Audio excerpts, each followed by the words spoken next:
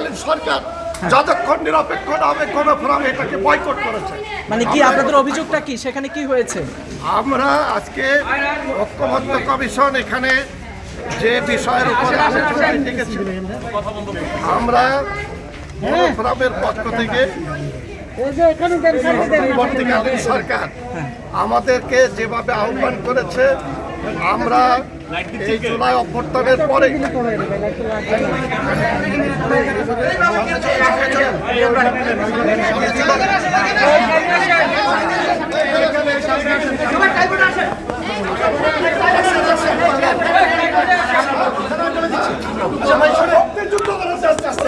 আচ্ছা ভাই শোনেন, আমরা এখানে কতগুলো 31 সেকেন্ড শোনেন, আরে কথা বলেন না প্লিজ, হবে না, শোনেন না খালি 2 মিনিট 31 সেকেন্ড। প্রথমত এইখানে বৈষম্য হয়েছে, এইখানে শাহাদাত হোসেন সেলিম, মিজানুর রহমান তারাসহ অনেকে প্রতিবাদ করেছি।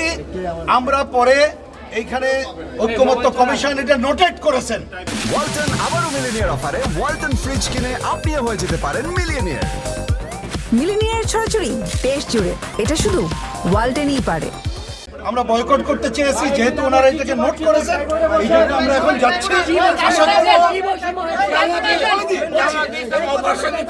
এটা 3টা জিনিস, এইখানে জামাত ইসলাম, আচ্ছা সেলিম ভাই বলেন,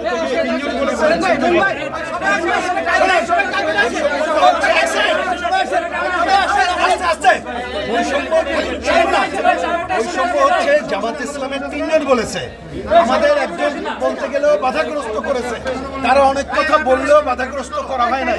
আমাদের এখানে নেতারা প্রোটেস্ট করেছে, কিন্তু ওনারা আমাদেরকে অনুরোধ জানিয়েছে যে নোট করেছেন, এই জন্য আমরা এখানে যাচ্ছি। আমাদের এই প্রোটেস্ট যেহেতু নোট করেছেন, এই জন্য যাচ্ছি। পরে সেলিম ভাই কিছু বলেন, সেলিম ভাই কিছু বলেন, সেলিম ভাই কিছু বলেন। যখন আমাদেরকে থামিয়ে দেওয়া হয় আর জামাতে ইসলামী অপ্রাসঙ্গিক তখন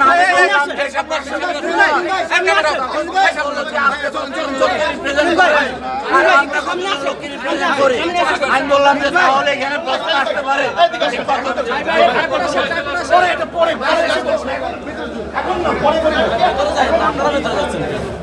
আরে ভাই মনির ভাই কিছু বলবেন ভাই? ভাই ভাই আপনার মেয়ে না